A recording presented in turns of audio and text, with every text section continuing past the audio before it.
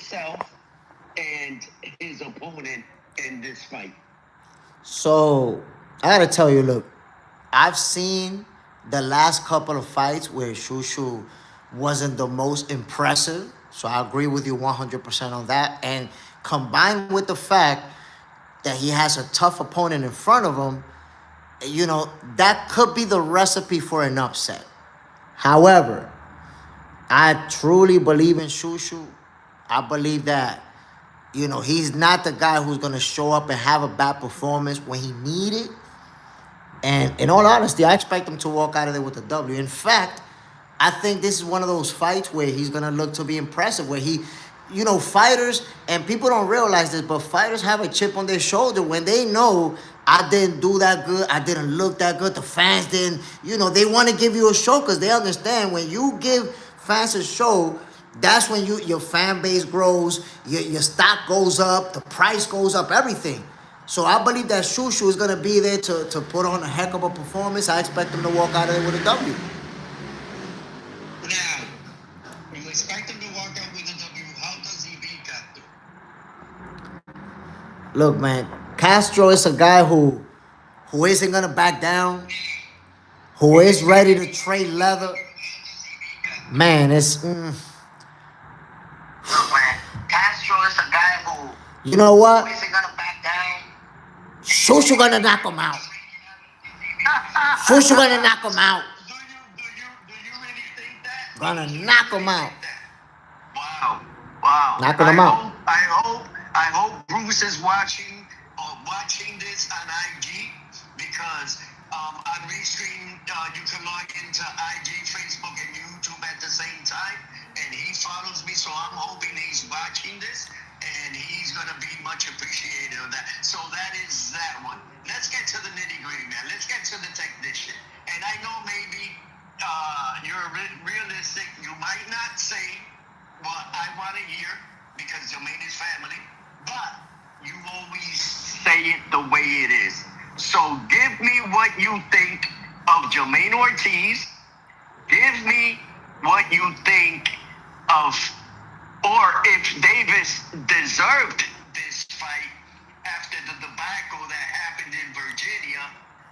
How do you see his mentality, and how does this fight end? So I'm going to go with Jermaine Ortiz first. This is a little bit hard for me because that's my Dominican brother, right? And I get this same feeling, man, and I don't like it. Remember when I told you that Subriel Matias was going to lose? That wasn't easy for me because I love Subriel Matias. I love watching him. I'm a fan of his. So when I really like watching a fight, it's tough for me to say that they're not going to win. But like I told you, I got to say what I see happening, right? Jermaine Ortiz, I enjoy watching him as a fighter. I like his skills.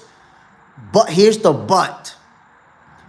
When he fought Teofimo Lopez, there's a but. When he fought Teofimo Lopez, if you remember that fight, the feeling that I got in the championship rounds is that he wasn't trying to take it from him. He was just trying to look good and not get beat up. But it didn't look like he was trying to take it from the champ. And I got that same sense with Lomachenko, where you being competitive, you doing good, but you're not really trying to take it from him. You're not trying to take it to him. No, you're talking about the championship rounds. In the championship rounds, because if you go 12, he went the distance with Teofimo Lopez and with Lomachenko, and he did real good. He won rounds against both of them. But when it got to those championship rounds, when you got to take it from the champ, he didn't take it from him. I know a lot of people say that he beat Teofimo. That's cap. He made it competitive. And with Lomachenko, I feel like he did good enough to be competitive. But you know that you got to rise to another level to win. And you know, my brother, being on the inside, if you got a very close round against the champion, 9 times out of 10, the judge is going to give it to the champion. Absolutely. You got to take it from him. You got to take it from him. So that's a perfect segue, because Jermaine today at the press conference mentioned that he was not going to leave it in the judge's hands. Now, he has that 12-round experience with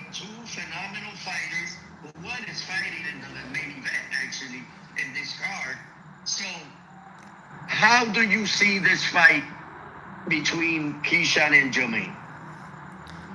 Me personally, I see, and like I told you, man, I hate doing it, man, but you put me on the spot. Listen, hit me with the hook, with the jab, hit me with, listen, hit me, bro, hit me. You hit me last time with the Subiel Matias. Hit me now. All right, man, I'm gonna have to. Yeah. Keyshawn Davis gonna beat my guy from Dominican Republic, Jermaine Ortiz, man. Keyshawn Davis gonna beat him up. Beat him up. Beat him up. Beat him up. You're talking about a knockout? Potentially. I'm gonna tell you what. It depends how Jermaine Ortiz is gonna approach it. If he approach it the same way he did Teofimo and Lomachenko, he'll make it competitive. He'll make it a close fight and kind of lose the same way, where he don't really take it from him. So it'll be competitive, but he's not gonna win a boxing match. Now, if he goes in there looking for the knockout, he gonna fight inside of a phone booth. He getting knocked out. Keyshawn will knock him out. Okay. Did you see the press conference? I seen it. He got the belt, pulled out the belt and everything. Belt to ass. So what did you think of everything that Keyshawn was telling Jermaine in the face-off?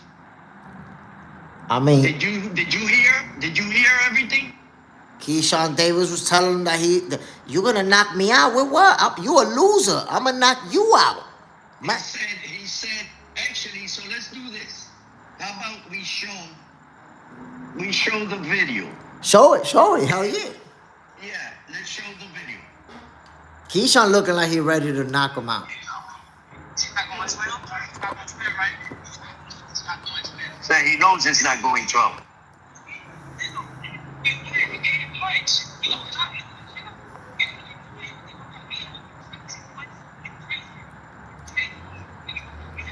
Can you hear it? I can't hear it. Can't hear it that good. Can't hear it?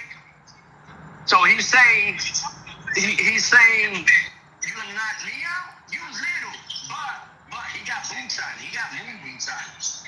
He's telling Jermaine you little, but he got movements on. So I know that Jermaine is taller. Davis is an inch. Jermaine is an inch taller. There he pulls out the belt, and he tells the crowd that he's gonna whip Keyshawn Davis ass. But you happen to think it's gonna be the other way around. Yeah. So No, wait. Let me fix that up. I don't think it's gonna be the other way around.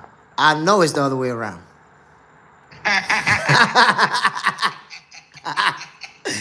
Okay. All right. How do you see Keyshawn's mentality?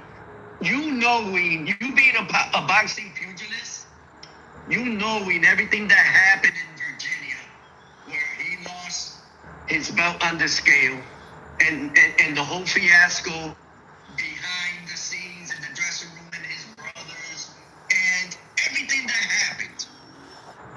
Now, fast forward a year later, where he's getting this opportunity.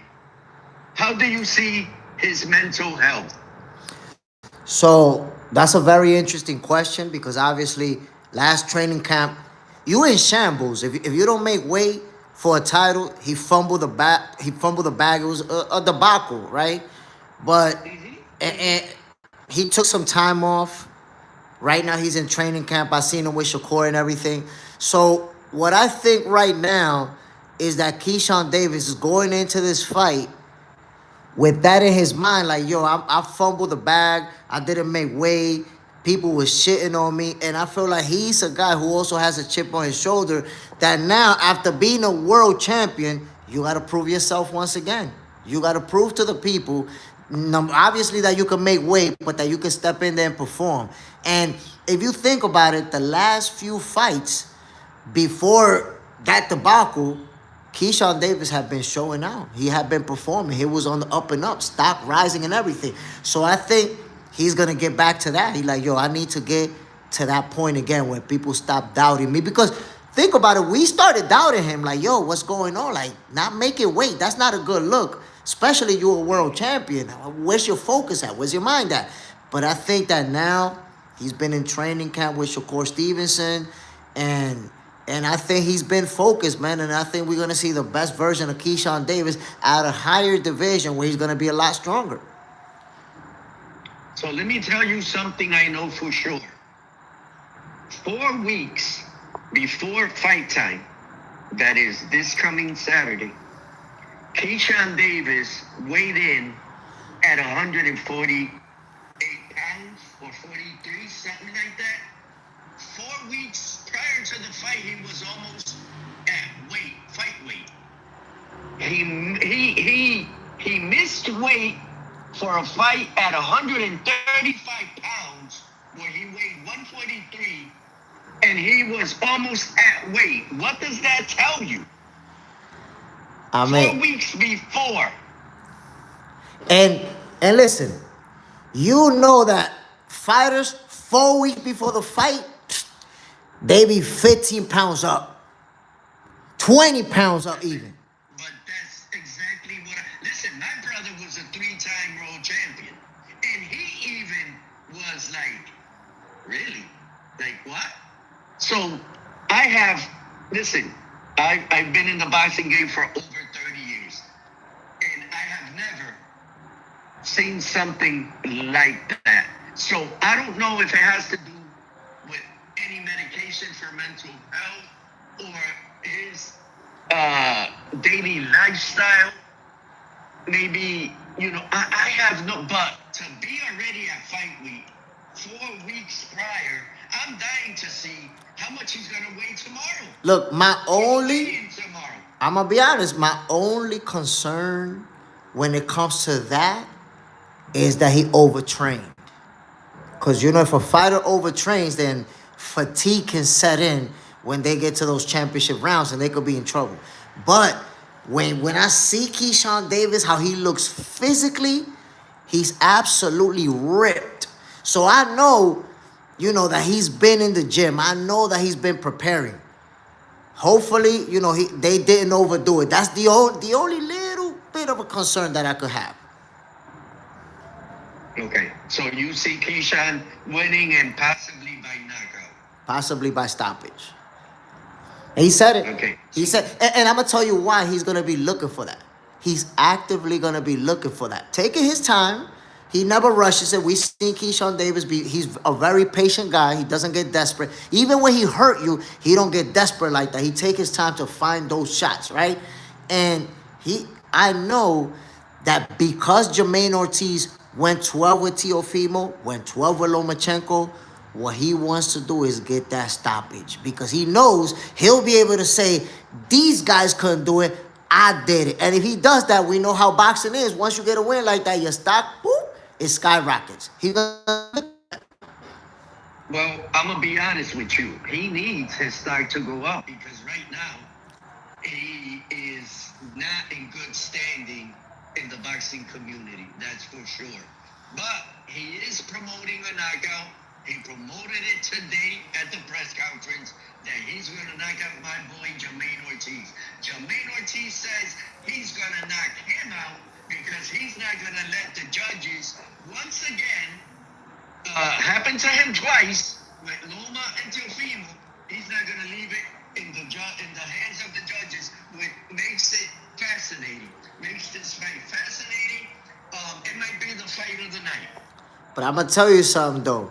I think that could also be a ploy from Jermaine to get Keyshawn out his game. I'm going to knock you out. Because that could mentally affect the way he's going to fight. Like, oh, you're going to knock me out? We're going to trade bombs then. And then you go in there and box the shit out of him. It could be that too, because honestly, Jermaine Ortiz is not a knockout puncher. He doesn't have a whole bunch of knockouts. So I was surprised when he said, yeah, I'm going to knock you out, I'm stopping him. So that could also be a ploy to get him out of his game mentally.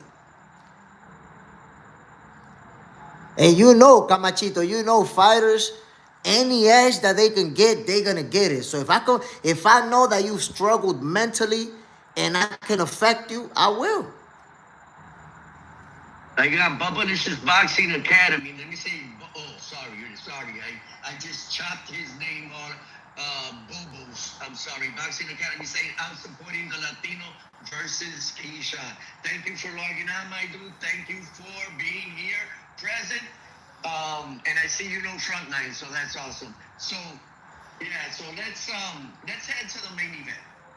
Let's head to the main event. You saw Shakur today stand up, act like he was gonna do something. Teofimo has been in town throughout all this. Like it's nothing new. That's Teofimo Lopez. Um, I think Shakur is a favorite. Some people say it's a 50-50 fight, but others say Shakur. What say you? So this right here is a very, very important fight for both fighters. And let me just point out why. You know that both of them are stars, right? Both of these guys want to make it to the pound to number one on the pound for pound list. Both of them are very accomplished, multi-division champions, unified champion. But most importantly, both of these guys aspire to one day become the face of boxing. And they both know whoever wins this fight is making a push to make that case. Like, I'm gonna be the next guy. I'm the guy that's gonna take over the sport next. They know whoever wins this fight. Because let me clarify something. There's a small list of fighters that are gonna be gunning for that face of boxing spot. Because you know Canelo's on his way out. So you got David Benavidez, Devin Haney, Jerron Boots Ennis, Teofimo Lopez, Shakur Stevenson, potentially Tank Davis if he can get out of these legal issues.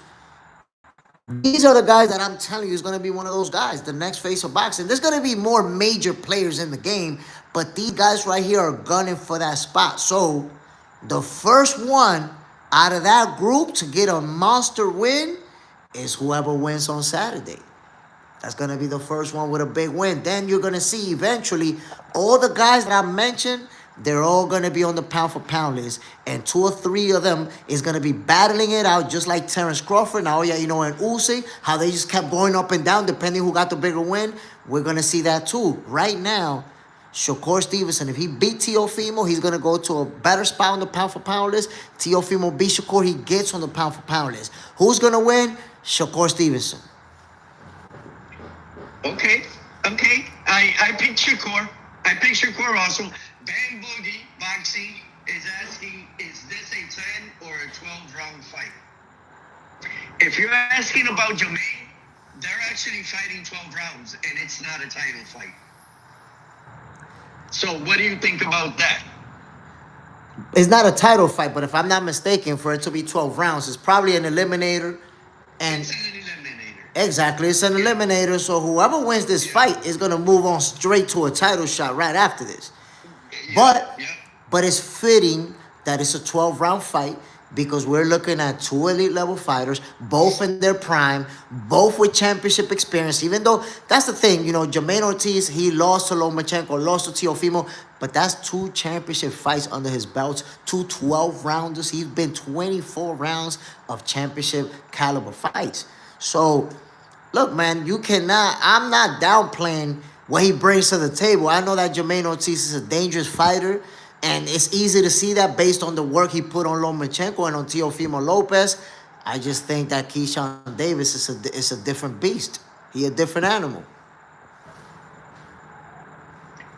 He did say that after he beats Jermaine, he's moving up to 147. So, what say you if he should do that? And what happens if he does move to that welterweight division? So, hold on. Let me take a sip of this OJ. Okay, do your thing. So, honestly, I think he's not going to move up to 147, and I'm going to tell you why. He said he was, but that's because at the moment, Shakur Stevenson is at 140. Shakur and Keyshawn, they made it clear that they're not going to fight each other. And I know a lot of fans knock him for that. I actually respect that. You know why? Because they decided to put their friendship over money. They could easily say, let's get this bag. But they know if they fight each other, they probably not gonna be friends again. And they decided, you know what, our friendship is more important than the money that we can get. I respect that 100%. So I think that Keyshawn was moving to 147 because Shakur's at 140. He's gonna beat Teofimo Lopez, grab a couple of titles. So Keyshawn is like, yo, we never gonna, neither one of us is ever gonna be able to go for undisputed if we in the same weight class and we don't fight each other. So I'm gonna go to 147. But Shakur Stevenson has already said that he's planning on moving back down to 135 after beating Teofimo Lopez. Which, by the way, I'm gonna remind you that a year ago, Shakur Stevenson was trying to fight Raymond Murataya, and they didn't want to do it. They didn't want to fight Shakur. I'm gonna remind you that you see the human algorithm. Yeah, now, that would have been, thinking about it now, the way Mortaya fought on Saturday, that would have been an awesome clash. And that would have been a better clash than what he had versus the Mexican he fought at the last ring show. William Zepeda. Cepeda. That would have been a better clash than with Cepeda. Yes, definitely. But they didn't want it. They didn't want to fight Shakur. So now Shakur sees that he's a world champion. He already said, I'm gonna beat this guy and I'm gonna go back down to 135. So if he's going to back down to 135, that is gonna leave the door open for Keisha to stay at 140 and pursue those titles. So check it out.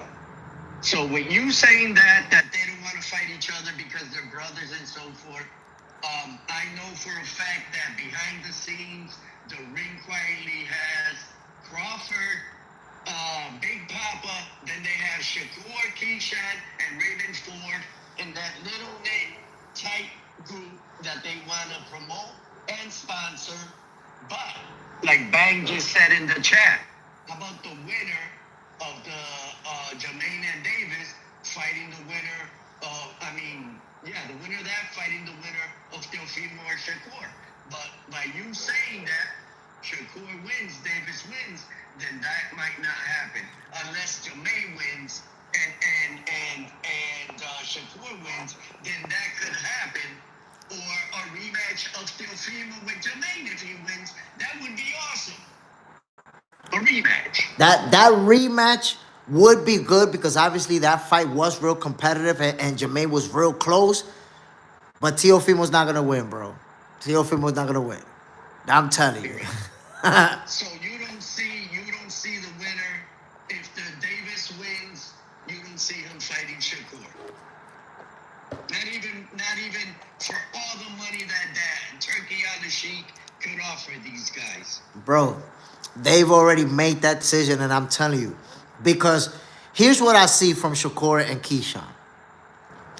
They can offer them. Look, right now, Shakur and Teofimo, they making $10 million a pop. So, what Shakur knows, I could still make millions of dollars without fighting my brother. And Keyshawn Davis also knows I can make millions of dollars. So it don't matter how much money you offer them. They both millionaires. They both wealthy. They be making a lot of money. Money is not going to be enough for them to fight each other. They just not willing to. It's not going to have as much. And I'm going to tell you what the deal is and what the narrative is and why. People want Keyshawn and Shakur Stevenson to fight so bad because they don't like Shakur, bro. So the fact that Shakur don't want to fight his boy, it bothers people. They're like, nah, fight him. There's so many fights to be made out there for Shakur Stevenson. Let me ask you a question. Watch this, Camachito. You see how badly people want Shakur to fight Keyshawn, right? And how often that comes up. It always comes up. Fight Keyshawn. Why they don't give that same energy to Shakur and Tank? Why they never gave that same energy? That's a bigger fight. Shakur and Tank is a way bigger fight than Shakur and Keyshawn. Why they never gave that same energy to Shakur and Tank? Why they didn't go to Tank over and over and say, yo, fight Shakur, fight. I mean, I did. But why fans want Shakur to fight his boy and they don't have that energy with Tank Davis? So, again, you always have the perfect segues.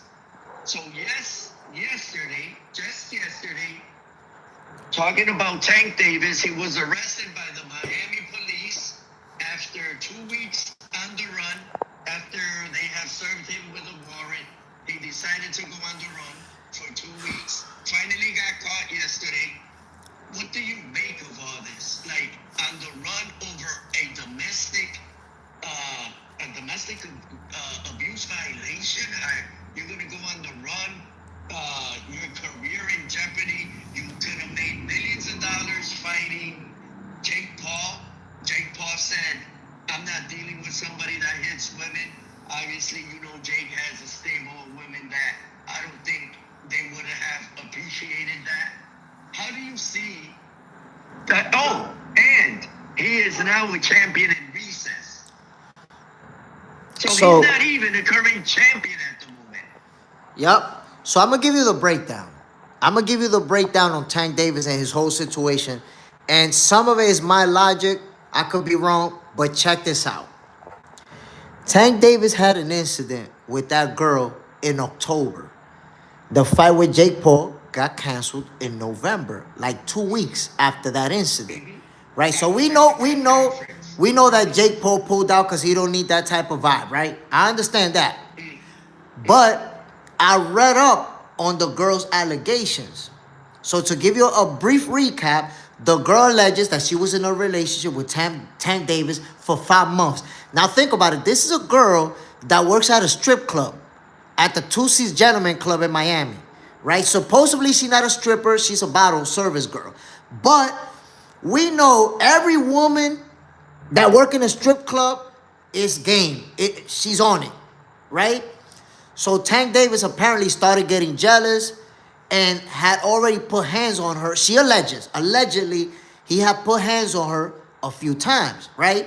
And what she alleges is that she cut off the relationship with him, blocked him from everywhere, and that's when, late in October, he showed up and did what he did, supposedly.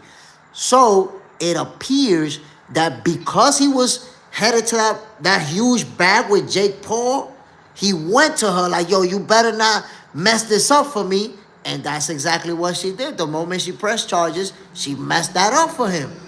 So he went and allegedly grabbed her by the neck, pulled her hair, and did all that stuff because, yo, you just fumbled millions of dollars for me by pressing charges. And now we're here today. First of all, it's a domestic violence case. It's real super goofy for you to go on the run in a case. Look, he got like $15,000, $16,000 bail, bro. You're a millionaire. That's chump change for you. But that's what I'm saying.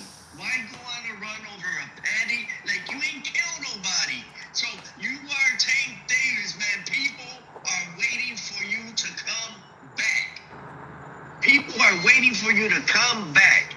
So now we have no idea, like, you know, I haven't heard anything about him being released. As of yesterday, he was captured and in jail. I haven't seen anything on his. I was waiting today to see anything. If he bailed himself out, if they released him. So there's nothing on him. So let me say something. There was supposedly a $16K bond, which obviously he's going to be able to post. But as you know, if you post bond, the judge can still hold you for the multiple charges that you got. Or you could just be, you posted bond, but you're waiting to see the judge. I don't know exactly what's going on with that, but I will say, if you go on the run and they catch you running, it's highly unlikely that they're just going to let you go back out. I wouldn't be surprised if they put him on house arrest or something like that. But remember this, he's a probation violator. He was already on house arrest. So now he lives in Baltimore, has a few other apartments and other places like Miami. So this case is coming out of there. What's going on at his spot? Well, his main home where he stay is in Miami. Well, that's what I'm saying, but, you know, like, he travels to the DMV area a lot. A lot of people don't know, but he does have a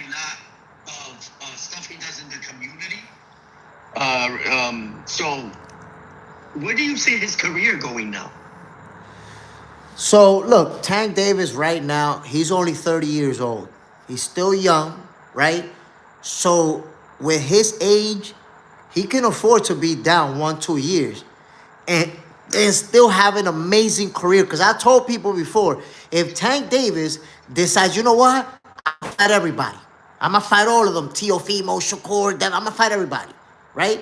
He probably retires with a record of 41-1, 42-2, 45-3. Like, he's gonna get a lot of. If he decides to fight everybody, he's still gonna beat a lot of people. Most people he's gonna beat anyways and win more champions. But that's up to him. However, right now it's all clinging on to what type of person does Tank Davis want to be. If he's still gonna be the hard-headed dude that I'm hard and I don't give a damn about, if he's gonna have that mindset, his career could be over. It could really be over. But if he's gonna actually make some changes, I believe that Tank Davis is the type of guy who needs therapy, who needs anger management. And let me say this, something that people don't consider. And I see this here in Dominican Republic all the time. Watch this, Camachito. Think about this. Tú te metes con una chapeadora, what we call here in India una chapeadorita. Chick that work in a strip club. And I'm 47 years old. I know the vibes, bro. When you work in a strip club, none of those women see you as husband material. You a trick to them. Simple as that. They gotta get that bag from you. So, yes, they're gonna say, Papi, I miss you. You're the best. I never met nobody like you in my life. They're gonna say that. Yo, if you look up Tootsies in Miami, it be NBA players going over there. It be rock stars, rappers, all type of celebrities go there. So in other words, Tank Davis ain't the only millionaire in the house. There's people that go there that got more money than him. And that's why Shorty was able to say, you know what? Nah, this dude giving me money, but I'm not feeling that vibe. And she cut him off. She cut him off because there's more people that got money just like him. You ain't the only rich guy in the building. So what ended up happening, I seen it in Dominican Republic. Dudes even killing women. Que estos tigres, these guys, these athletes, and stars with a lot of money, what they do, they like that shorty, they buy her car. They buy her the Gucci and the Louis purses that cost thousands of dollars. They buy the jewelry. So when shorty says, nah, I'm not feeling you no more. I'm not rocking with you no more. I got this other dude now. They go crazy. They can't handle it. They don't know how to take that L. And they black out. So if you a Tank Davis, you got no business going in a club looking to try to wife a shorty like that. Because you should know what she about. You should know that she's about getting that money. So in a way, he was Captain Saberho. He was that guy that thought, I'm going to get this girl from the strip club and she going to be faithful to me. And that's not the case. So when he realized, damn, this chick is dead in me, after I gave her all that shit, spent all this money on her, I'm going to beat her ass. Blacked out. That's how I see it.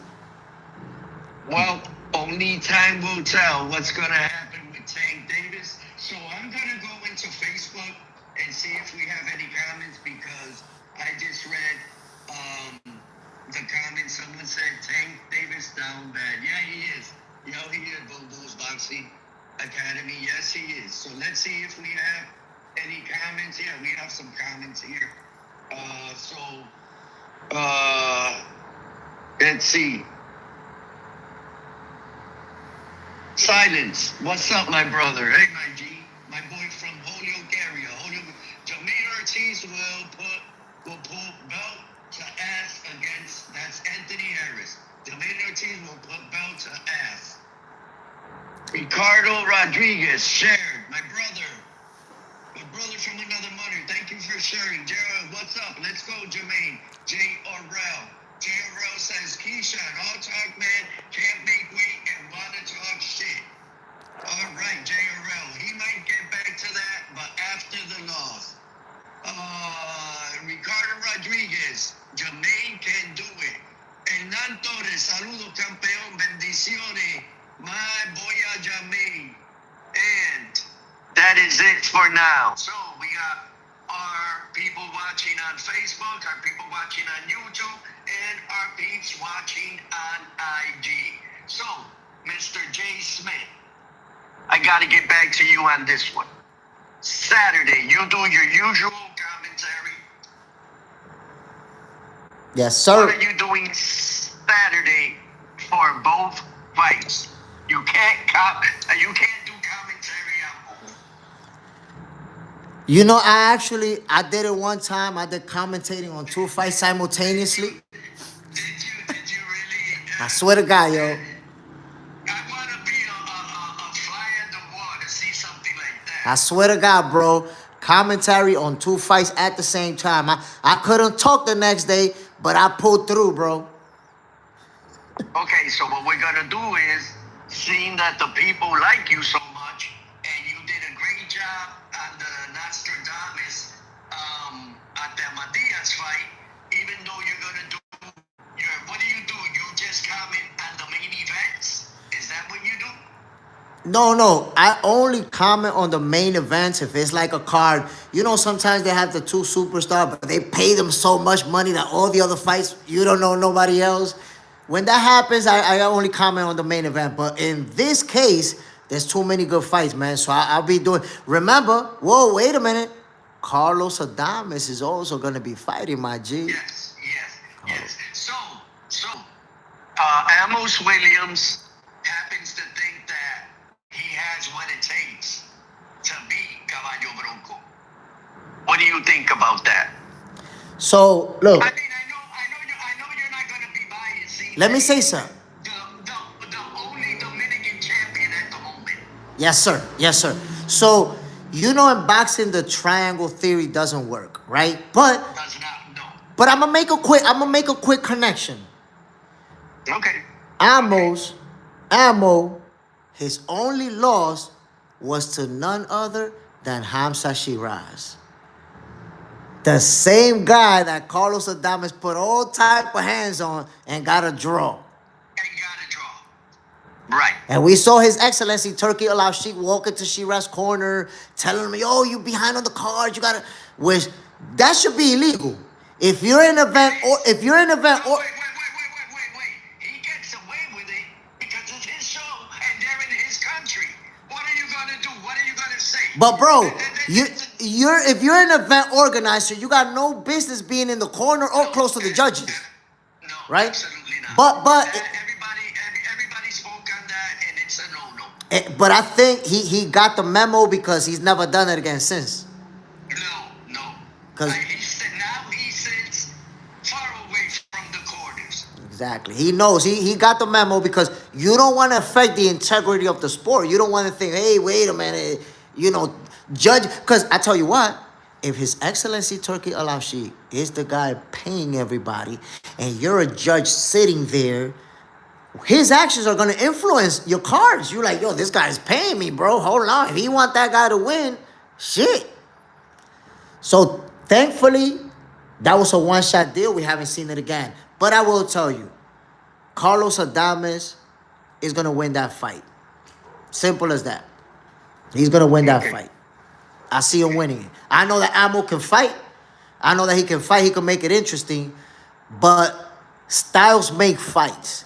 And Adames got that style that he's going to apply pressure with power behind it. And he's going to get it done, bro. He's going to defend his title.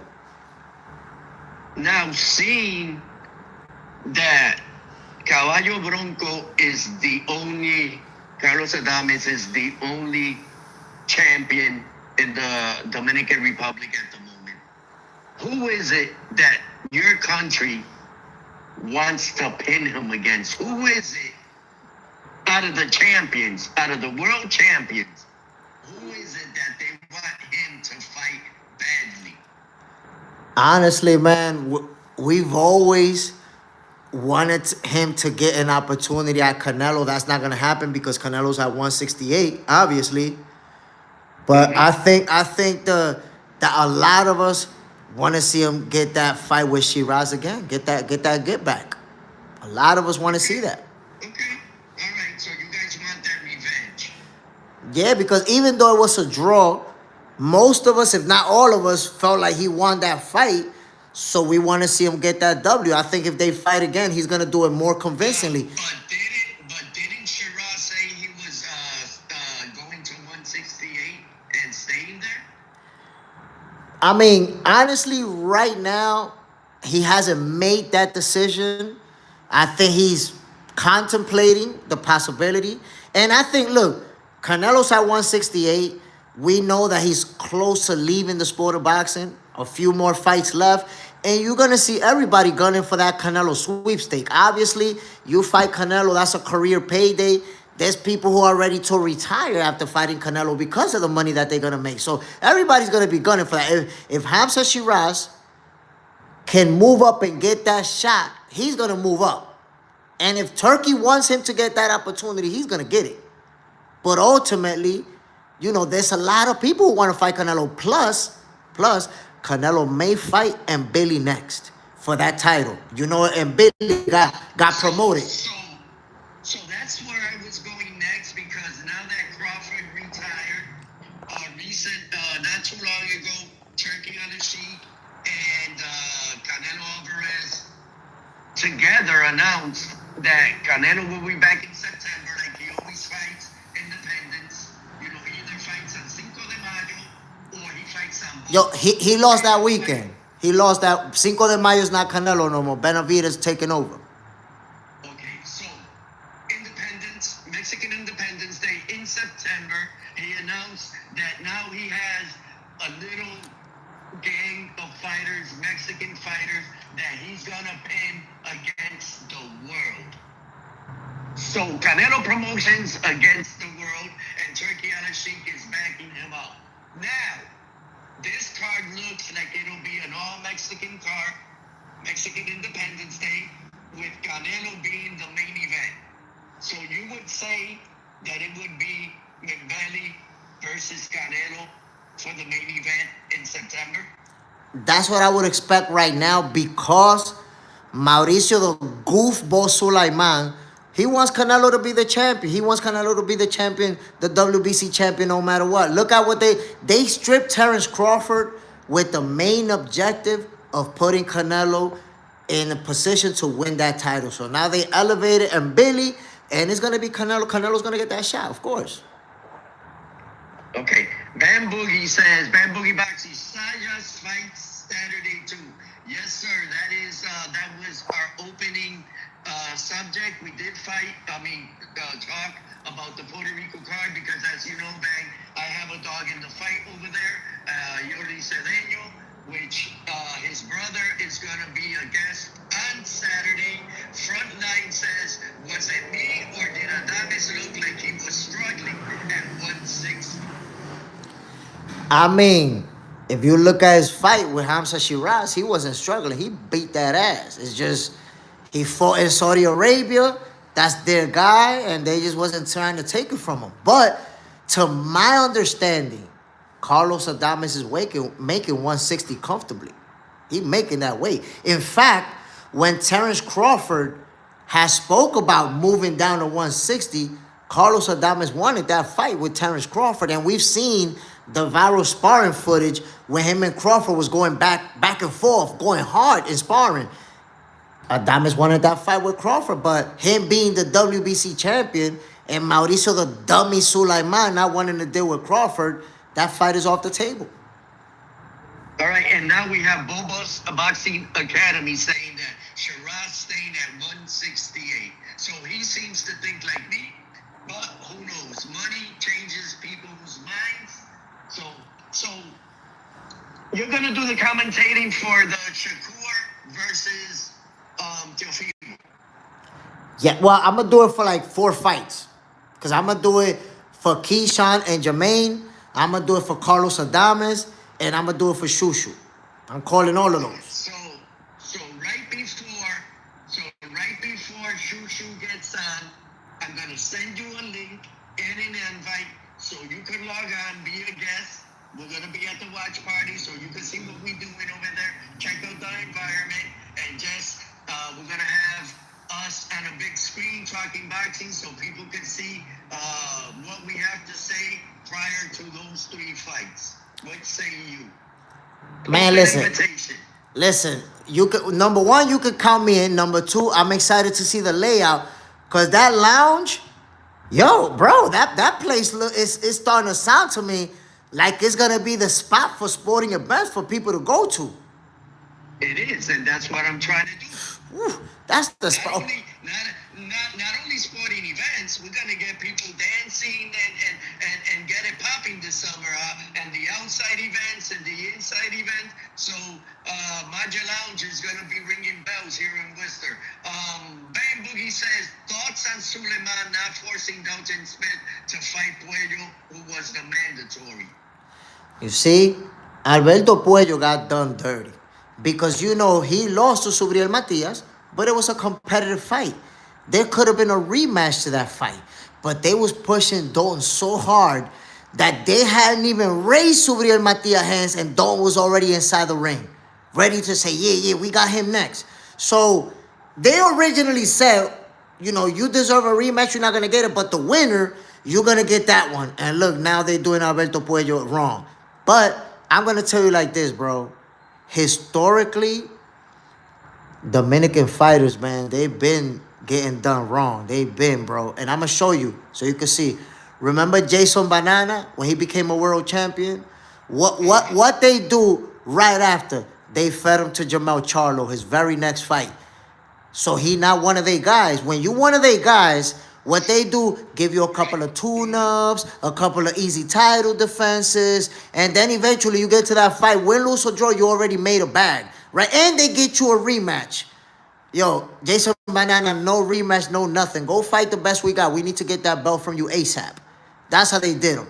So that's been the case with a lot of Dominican fighters, man, where they really talented, but they don't get the benefit of the doubt. And it's not just Dominican fighters, because look how they did Rayo Valenzuela.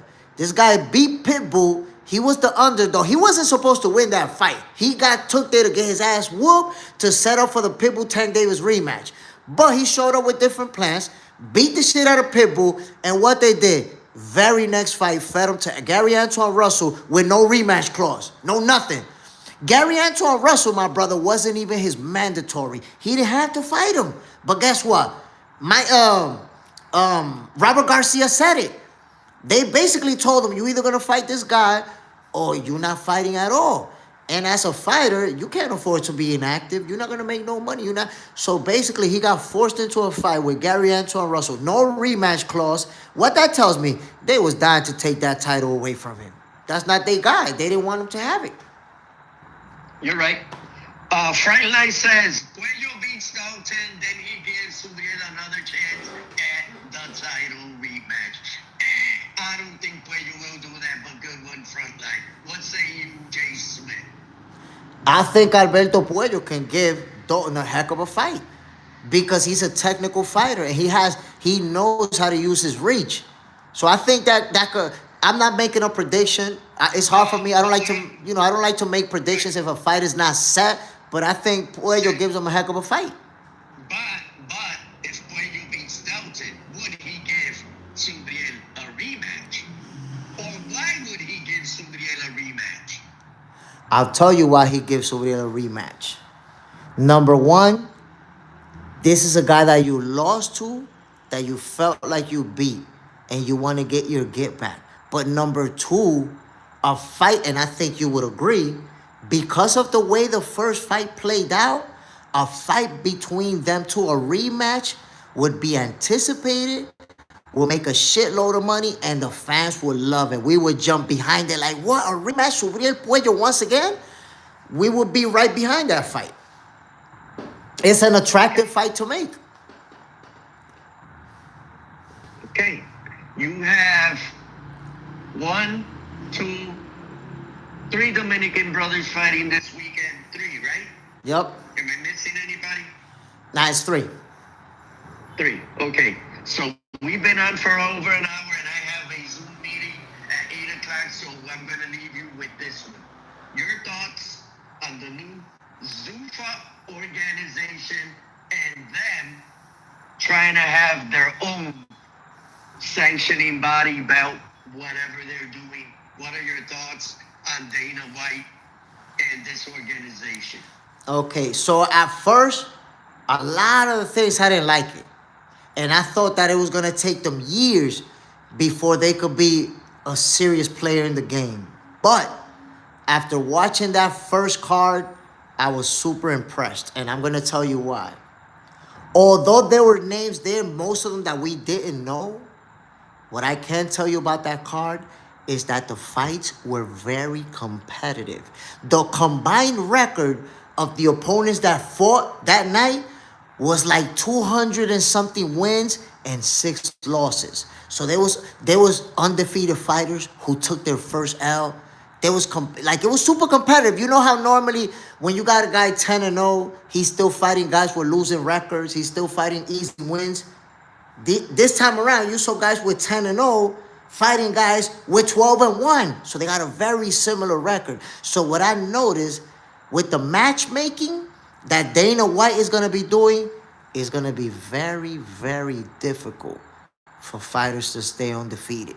So when a guy gets to 20-0, when a guy's an undefeated champion, it's a legitimate record, bro. It's not manufactured. Dana White is going to bring back that culture where if you take a loss, we're not gonna say, "Oh, he lost it." No, he's gonna bring back that culture where the best are fighting the best, and he's gonna give us a lot of competitive fight.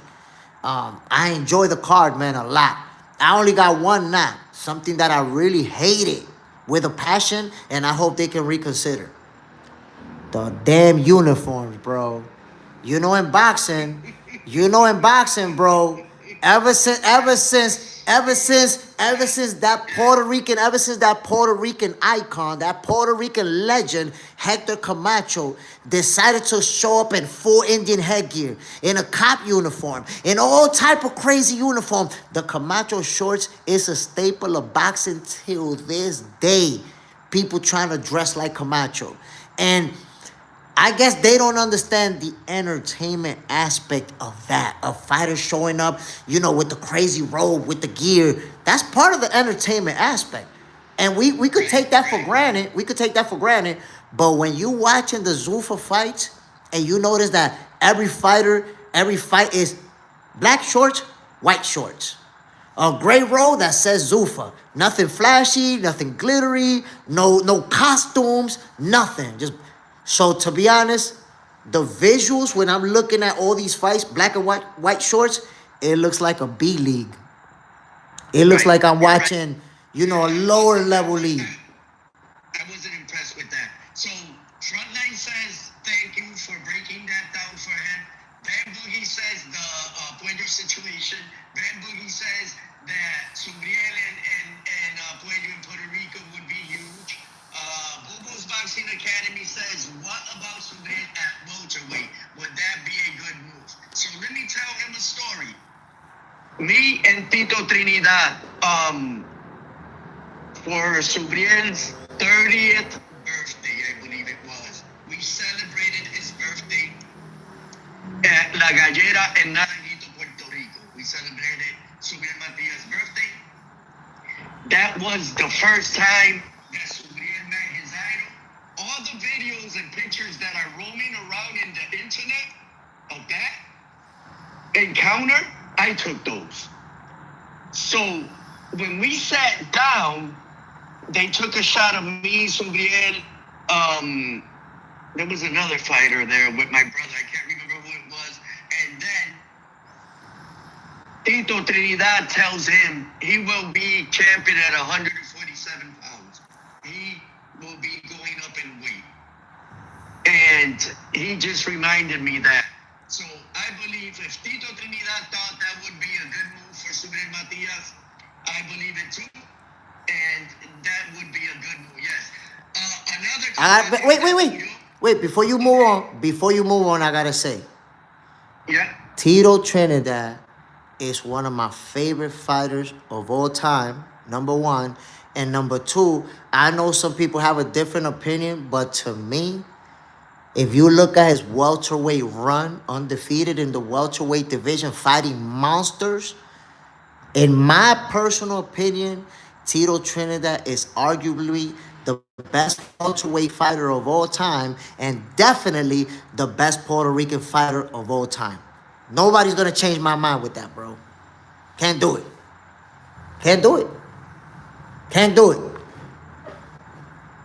Boba's Boxing Academy says Edwin de los Santos in Zuffa I think it's a good signing. Rayo Valenzuelas also went to Zuffa recently.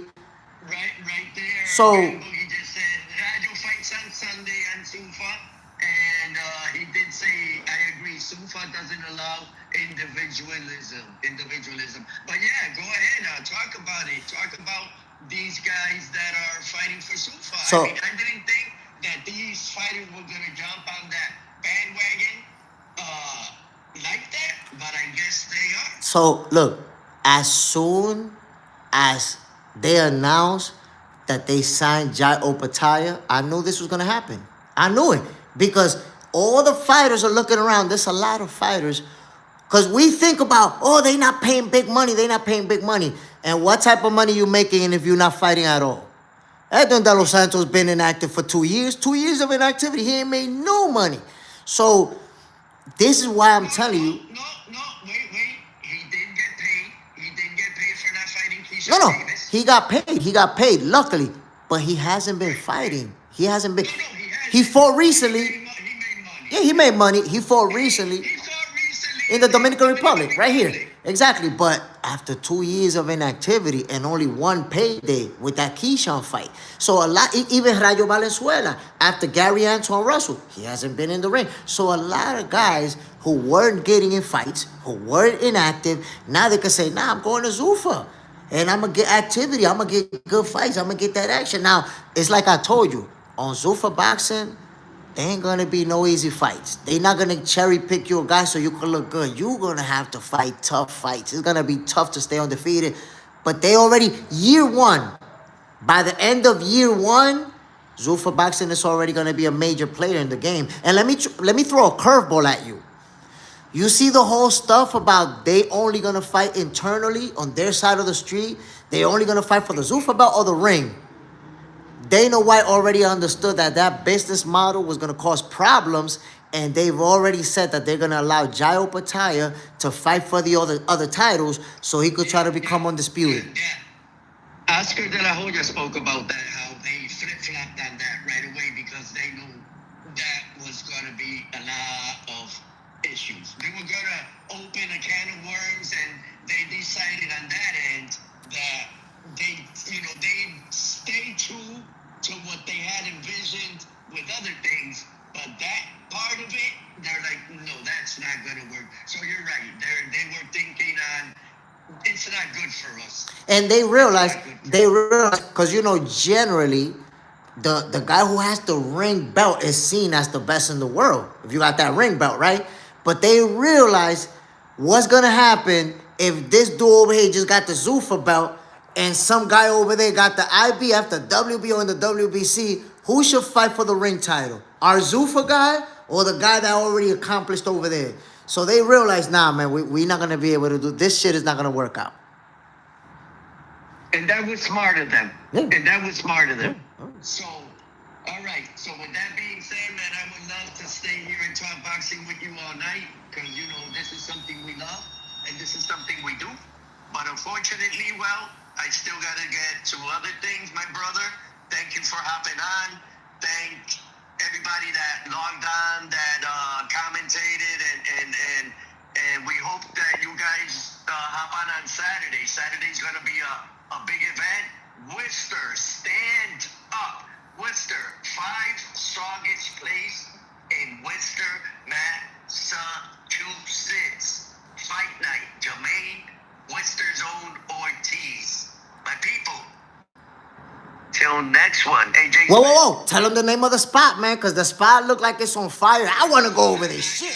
Hey, I told him it's called Maja Lounge in 5 strongest place in Worcester, Massachusetts. We got 2 fights and 4 screens. We got 2 computers logging on. Listen, bro, if you're at Worcester and you watch that fight from your house, you're a goofball, bro. Go to Maya Lounge. That's what's gonna be lit. It's gonna be lit over there. They're gonna be dancing. They're gonna be music. Hey, it's gonna hopefully, and we're gonna do a Super Bowl the same way. So tell everybody where they can find you, JSmiff.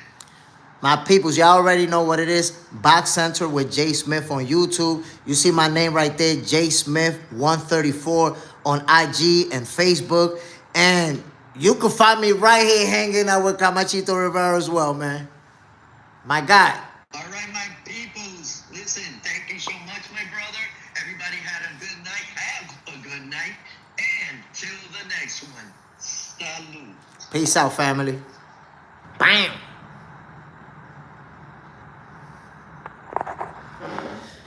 There you have it, my peoples.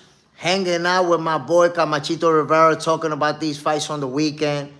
And I said, you know what? Let me go live with y'all. Because I was live with him in an app that I could have also shared it or streamed it on YouTube. But it's the first time I'm on that app. I didn't know how to do it. So I was like, hey, let me just use my other phone, go live with you guys so y'all can see what's going on. So, fellas, what you guys think about this weekend, man? What you guys think about these fights? Let me know. And now that I'm here with you guys, let me just say, man, I seen some of you watching Box Center the show. Some of you hit that like button. Some of you put comments on there. Appreciate everybody who tuned in.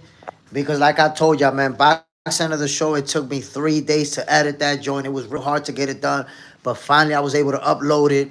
So anybody who took a moment, even if it's a couple of minutes to watch Box Center the show, full-length video, a 30-minute video, I appreciate it, man, for everybody who tuned in. Frontline, now we here. Salute, Frontline. Bam. Hakeem, the zone. Fucking it up for me. What you mean the zone fucking it up for you, bro? There's a lot of good fights on the zone. Why you feel that way, bro? Agent 17. I did comment, but I watched the episode on my Xbox before bed last night. Appreciate it. And what you think? What you think about the first show, bro? Rosa Andre. Salute, family. Toy Mafia. Bam. Bam. In the building. Agent 17. I shared it with some friends as well. Do you like my Crawford jersey? Yo, that Crawford jersey, fire, bro. That jersey, straight magma, my peoples. Check it. You know how we do it. Y'all know boxing for breakfast tomorrow morning, 6:30 a.m. Eastern time. We're gonna do what we do, my peoples. We're gonna talk boxing. That's it. These fights are right here. Yo, it's crazy. Today, look, Tank Davis is such a big star that today we spent a large portion of the show talking about Tank Davis and his whole situation. Think about it. He's not even fighting. He's dealing with some legal stuff. And we spent a lot of time talking about that, more than we did about Shakur Teofimo, Keyshawn Davis, Jermaine Ortiz. That's how big of a star Tank Davis is. But now we know that he's in custody. Let's see how that whole situation is going to play out. I'm hoping for the best for Tank. Hopefully he could bail out. Somebody commented on one of my videos that Tank was already free. But I haven't seen anything like that. Fellas, have you seen anything? Have you seen any updates, any posts anywhere about Tank reportedly being free? Because I haven't seen it. Based on what I've seen thus far, Tank is still in custody, which I don't really understand it, because if it's $16,000 bail, that's chump change for him. That's nothing. Unless he posted bail and is just waiting to see a judge. But as of right now, I haven't heard or seen anything that suggests Tank Davis is free. But somebody actually told me that. Somebody was like, yo, nah, he's free already. Free? I haven't seen anything about that. Brascarol, family, bam. My peoples, I'm about to get the hell out of here. I haven't even ate dinner because, you know, we got to work, right? We got to work with the peoples.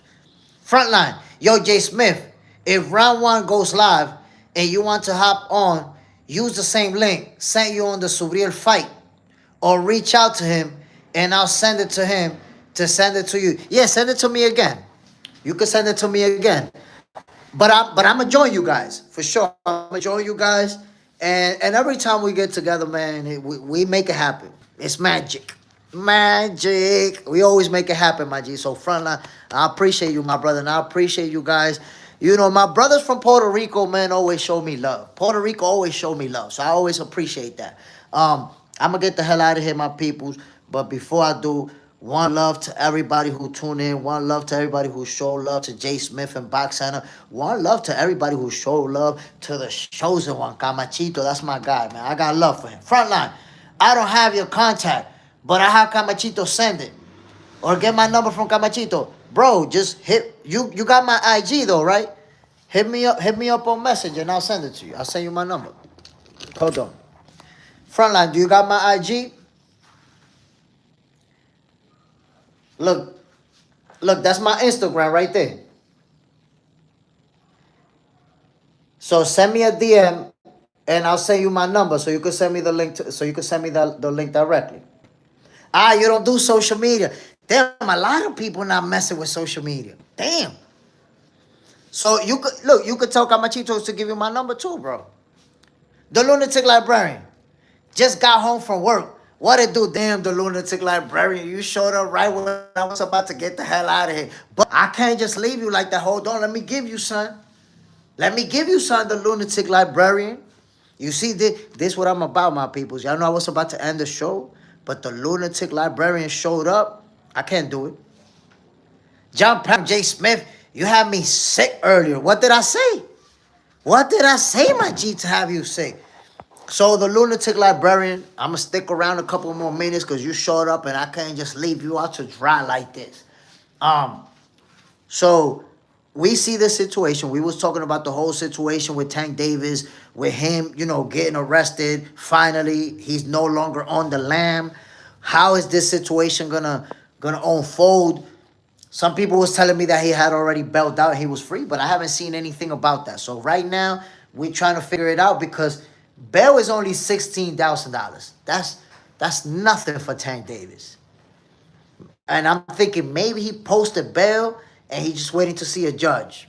Maybe the judge said, no, he can't just leave. I got to see him first. I got to set the conditions. Maybe they're going to put him on house arrest. Let's see. John Parham, your video was bouncing all over the place. You was reporting live on a boat. So what happened is I lost one of my two tripods. I had two, and I lost one of them. So I was actually just holding the phone in my hand and shit all over the place. I did the best I can, my brother. But frontline, you already know, man. I'm a definitely, we're going to link up and we're going to make it happen on Saturday. It's going to be crazy. Going to be calling all these fights. And you know what it is, man. The left to the dome piece. The right to the wig piece. Oh, the humanity. It's going to be that type of weekend. We're going to get the real fights. We're going to get the smoke. We're going to get the smoke, my peoples. Think about Carlos Adames is going to be defending his title versus Ammo. Jermaine Ortiz, people saying that he's going to upset Keyshawn Davis, Shakur Stevenson, Teofimo Lopez. We just don't know I told you what's going to happen, but people don't believe me. And Shushu Carrington is on that same card. We got Xander Sayas in Puerto Rico. It's going to be lit. Saturday is going to be lit, my peoples. That's all I'm saying. The lunatic librarian, Tank Davis, needs to get his shit together. You ain't never lie, bro. You ain't never lie. Philly Talk TV. Peace, brother. What up, chat? Salute, family. Bam. Philly Talk TV. Yo, Philly Talk TV, let me ask you. Boots and Virgil, because even though Virgil trying to get himself out of Golden Boy, like he's scared to death, but I've been hearing that fight's still possible, man. I've been hearing that there's still a possibility. Neither fighter got anything going on with nobody else. Boots ain't talking to nobody else. Oscar De La Hoya ain't trying to get a fight from nobody else or Virgil. So have you heard anything?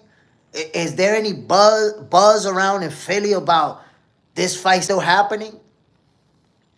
Agent 17 this weekend gonna be lit. You damn Skippy, my brother.